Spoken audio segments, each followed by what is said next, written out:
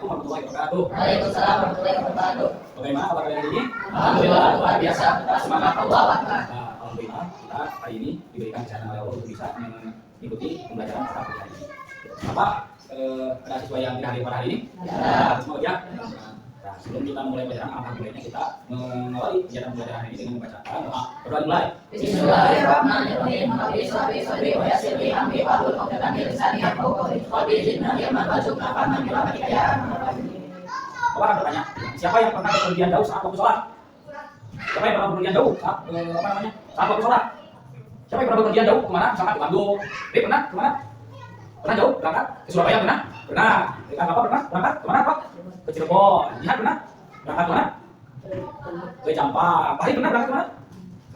Ke Bandung. Nah, gitu kan? Nah, jadi ada gitu kan ketentuan salah satu usul juga ya, menyambung dari materi yang kemarin bahwasanya ada usul di dalam melaksanakan ibadah sholat. Cuman ketika misalkan kita sedang berpergian dulu, maka kita bisa dengan untuk melaksanakan sholat dengan melaksanakan sholat disebut juga ya sholat jamaah qashar. Gitu. Nah, apa itu jamaah qashar? Berarti kan kemarin sudah dibahas sholat jamaah. Apa itu sholat jamaah kemarin? Adalah menggabungkan dua sholat pada satu waktu. Itu kemarin sholat jamaah, kemudian sholat jamaah seperti itu. Jadi menggabungkan dua sholat pada satu waktu. Yang kedua, ini materi selanjutnya adalah tentang qashar. Apa itu qashar? Qashar itu adalah meringkas sholat.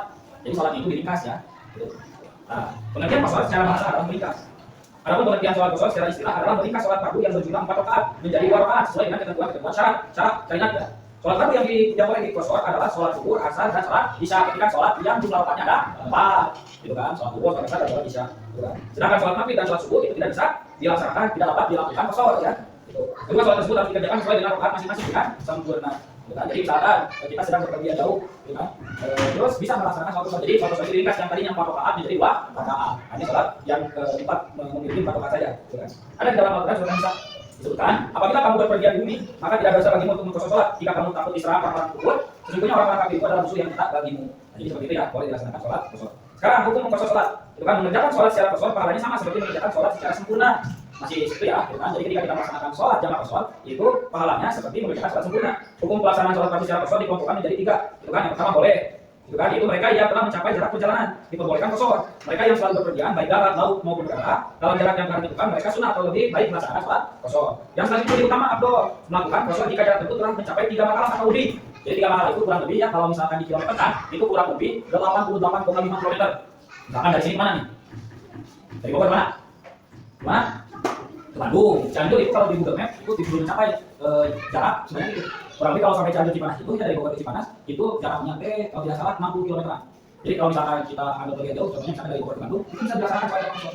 Nah, tapi sekarang di mana? Di Bandung ya. Nah, itu bisa menjalankan sholat qashar. Ali di mana rumah?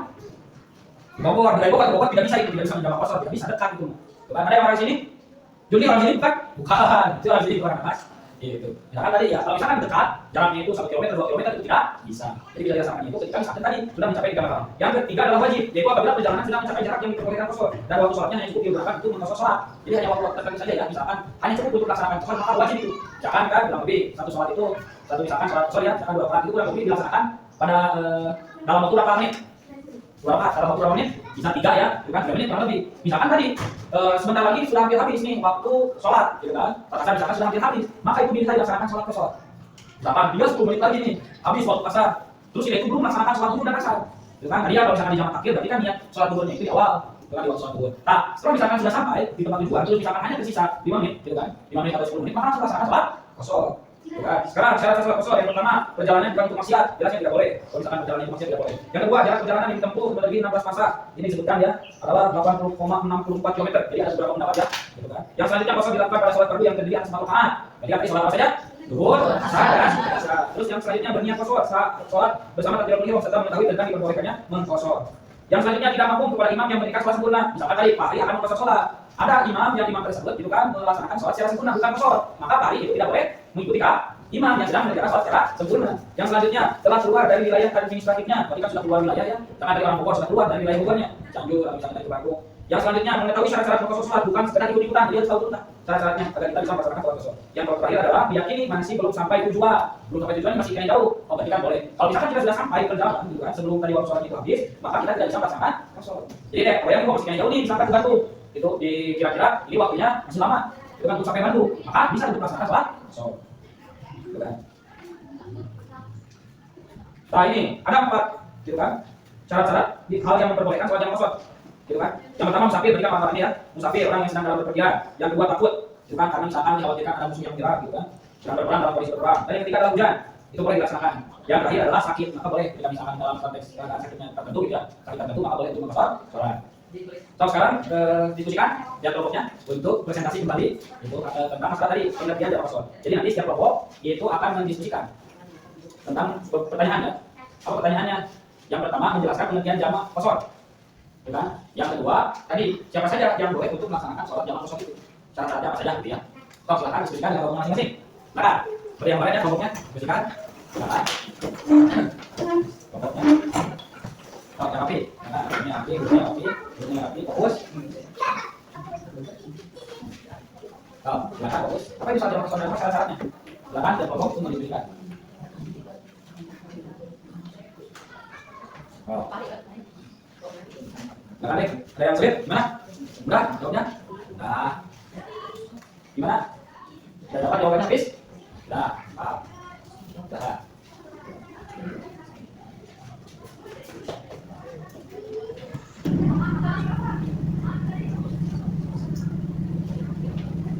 Oh, silakan. Yuk.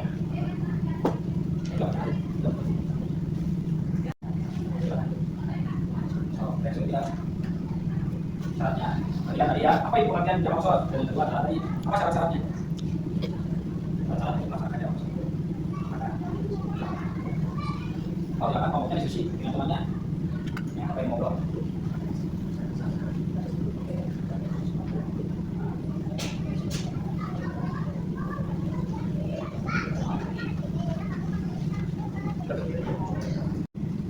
Sudah selesai? Nah, stop silakan. Kembali lagi ke tugas yang kita masing-masing. Silakan. Oke. Silakan kelompok yang pertama, kelompok rehat untuk menjelaskan depan presentasi masing. Teman-teman yang lain diharapkan untuk memperfokus yang memperhatikan temannya yang sedang presentasi di depan. Silakan. Bismillahirrahmanirrahim. Assalamualaikum warahmatullahi wabarakatuh. Waalaikumsalam warahmatullahi wabarakatuh.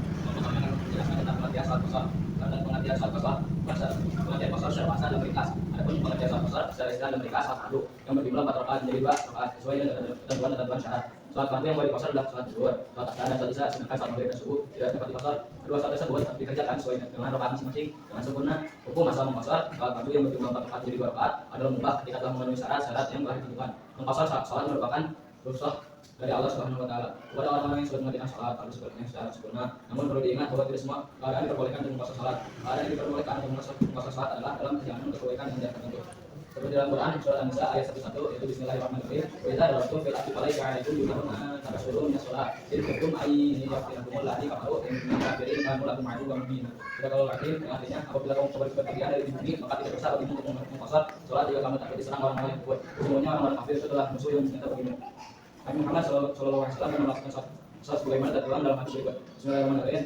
Bismillahirrahmanirrahim. An Ibnu Abbas qala qalallahu sholata ala lisani Nabiku sallallahu alaihi wasallam fil hadar arba'an wa fi safari rakatain.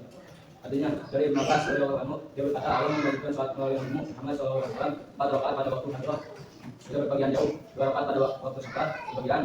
Rasulullah juga bersabda pada hadis lain dari Ibnu Umar yang berkata aku menemani Rasulullah SAW dalam safar dan beliau tidak pernah menambah atas 2 rakaat sampai wafat. Kemudian menemui Abu Bakar radhiyallahu anhu dan beliau tidak pernah menambah atas 2 rakaat sampai wafat. Kemudian dia menemui Umar radhiyallahu anhu dan beliau tidak pernah menambah atas 2 rakaat sampai wafat. Kemudian menemui Utsman dan beliau tidak pernah menambah atas 2 rakaat sampai wafatnya. Dan Allah Subhanahu wa taala berfirman, sesungguhnya telah ada pada diri Rasulullah SAW itu suatu teladan yang baik bagimu.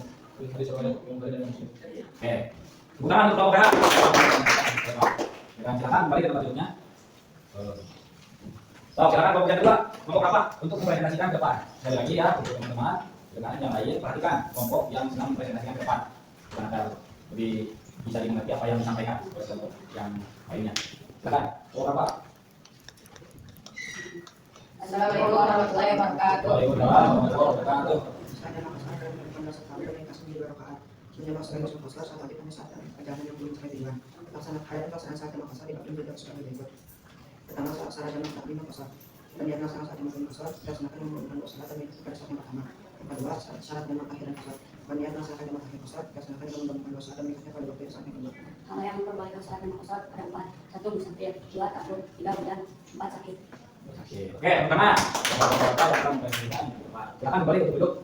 Kelompok yang terakhir silakan kelompok Sultan untuk menyerahkan hasil diskusinya. Kelompok yang lain menyimak ya, supaya dijelaskan oleh kelompok Sultan. Silakan kelompok Sultan.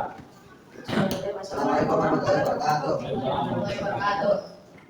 Kemudian saat yang saat yang masalah dalam merupakan saat perlu dan dikasih dari rokaat. Bagaimana kalau masalah menjalankan pasal salat. Salat saat melakukan perbuatan tubuh. Bagaimana kalau masalah menjalankan pasal salat wajib. Hanya saat dalam perjalanan bisa sampai di luar. Tidak berperasaan dengan apa yang pasal salat fungsinya. Selama seorang masalah masalah dalam sebagai sosok ada pada saat mencapai pengenalan salat jemaah pasal wajib juga sebagai berikut. Syarat yang melakukan pasal satu hanya melaksanakan salat wajib pasal dua dilaksanakan dengan melakukan salat yang ketiga.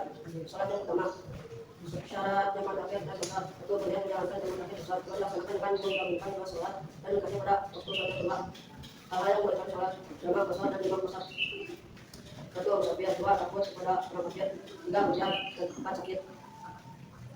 Masalah jamaah dan sholat. Satu, mengajarkan pentingnya menjalankan sholat dalam setiap kondisi baik imam maupun darurat. Dua, membuktikan bahwa Allah Subhanahu Wa Taala Maha Pemurah dengan tidak memberatkan hambanya dalam beribadah. Tiga, menunjukkan bahwa Allah Subhanahu Wa Taala memberi keringanan atau usaha. Nah, bagus. Sekarang di kelompok.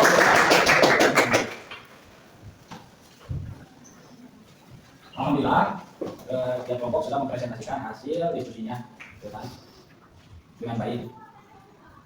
Dan terima kasih kepada kalian yang sudah mau untuk mempresentasikan apa yang sudah tadi didiskusikan. Bukan dengan keberanian kalian itu sudah menjadi nilai plus. Bukan kalian berani untuk maju ke depan dan menjelaskan materi itu adalah salah satu nilai yang patut dibanggakan. Karena ketika misalkan kalian disuruh ke depan ya, disuruh ke depan oleh guru. Nah, tadi itu adalah salah satu kesempatan untuk mengecek keberanian kalian. Itu kan sejauh mana keberanian kalian itu. Dan ketika kalian sudah bisa melewati tahapan itu adalah salah satu pencapaian yang baik. Dan selanjutnya ya tadi bukan perhatikan juga ketika misalkan teman kalian sedang diskusi atau sedang berpresentasi mempresentasikan materi di depan, ya harapkan kalian untuk fokus mendengarkan teman kalian yang sedang berpresentasi agar tadi apa yang dijelaskan oleh teman-teman kalian dapat dimengerti oleh guru. Jadi kesimpulannya berarti kan tadi ya itu kan terkait masalah sholat jamaah dan sholat jamaah kosor. Jadi apa manfaat sholat jamaah dan kosor bagi musafir? Apa manfaatnya sih? Untuk apa manfaatnya? Agar lebih memudahkan dalam perjalanan, gitu kan? Agar tadi ketika kita sedang dalam perjalanan dan bepergian itu dimudahkan, jadi tidak meninggalkan sholat, gitu kan? Jadi intinya tadi kan kita harus dari temanya tahu akan keilmuan tentang masalah ilmu syariat, karena ilmu syariat itu sangat penting. Kalau misalnya kita tidak tahu akan keilmuan syariat salah satunya itu jamaah kosor, maka tadi itu akan menyulitkan kita ketika dalam kondisi perjalanan. Banyak sekarang itu orang yang sedang bepergian, sedang dalam perjalanan, mereka itu sampai berani untuk meninggalkan sholat. Padahal di dalam melaksanakan sholat itu tadi ada keringanan ya. Keringanannya itu adalah mengkosor sholat, berarti kan meringkas sholat yang 4 rakaat itu menjadi 2. Sekian mungkin materi yang bisa Bapak sampaikan, mudah-mudahan bermanfaat bagi kita semua. Assalamualaikum warahmatullahi wabarakatuh. Waalaikumsalam warahmatullahi wabarakatuh.